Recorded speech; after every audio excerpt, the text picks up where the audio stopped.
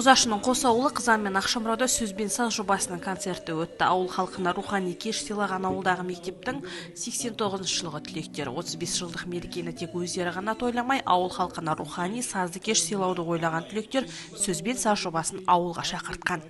Біздің енді 35 жылдық мектеп бітіруімізге байланысты, сосын бір жағы мына Ақшамырау ауылының 90 жылдығына деген бір өзіміздің негізгі 35 жылдығымызды тойлау өтуімізге өзіміз жиналғанбыз ойда. Сосын осындай бір идея туды, арамыздағы жігіттер осындай ауылдың осындай мерекесіне 35 жылдықты неге ауылда өткізіп, осындай бір концерт ұйымдастырмасқа деген бір ойымыз келді.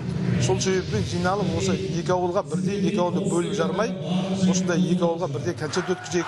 Ауылдан шыққан ақын, сазгер, әнші, соларды енді бұл сөз бен саздың негізгі бағдарламасы ауылдағы шықпай жатқан өнер адамдарын сахнаға шығару негізінде. Сол себепте ауылымызға бір осындай бір себебіміз дейсін деген ниетпен келіп жиналып жатыр. Рахмет, ауылдың адамдары бәрі жақсы көңіл күйде жиналып жатыр. Жақсы осындай өнері сүйетін ауылымыз барына біздер қуанамыз. Еліміздің таныштаған түркілері. Бозашының кең даласы талантқа кенде емес. Ауылда дауысы алты қырға естілер күміс-көмей әншілер де, қалам ұстаған ақын жазушылар да бар.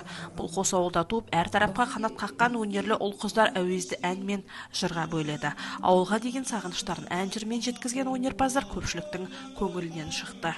Ауылдың мына өнерпаздарының қойған концерті жақсы бізге ұнап жатыр.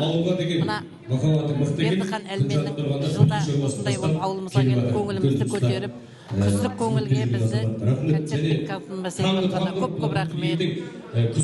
Аман болайық ауылымыз. Қуаныштымыз. Ауылдың жастарының бәрінің белсенділіктері өте тамаша. Мына 72-ші жылғы түлектерге сондай көп рахмет.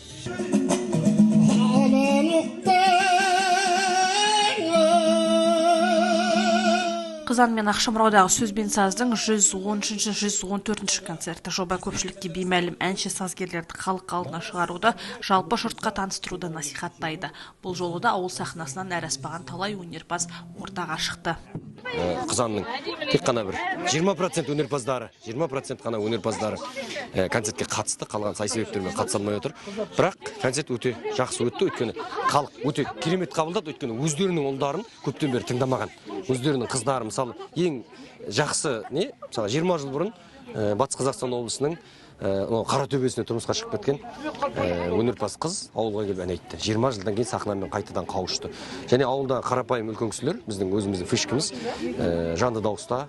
Одан кейін халықтың сұрауы бойынша әркімнің жүрегіне біз белгі бере алмаймыз, жүрегіне әмір ете алмаймыз. Қос ауылдың берекелі тынысын мерекелі сазға бөлеген кештің басты қонағы Сыр елінен келген әнші сазгер Үктай Ерниязов болды. Қазақ эстрадасындағы найзағай болып, Бозторғай әні әндерінің авторы ауылдағы көрерменнің алдында хит әндерін орындап, керемет көңіл күй сыйлап, қошеметке ие болды.